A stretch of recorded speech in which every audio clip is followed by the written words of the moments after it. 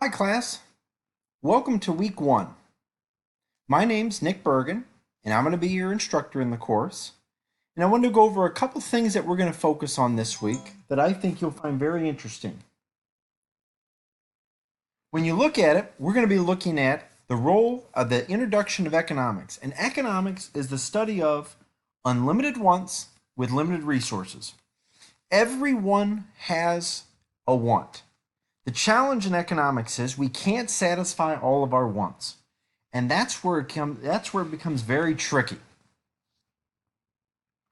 We also are going to be looking at how do we satisfy our wants, as it's going to be focused on making choices. And choices are very important to evaluate. Another concept we're going to look at is scarcity. And when we look at scarcity is going to be looking at our resources. And all of our resources are scarce, but the degree of how scarce they are depend on the prices that we pay. So scarcity will determine the prices. If you look at resources like gasoline, corn, oil, water in California, many of those are scarce resources. And the more scarce they become, the higher the price they are.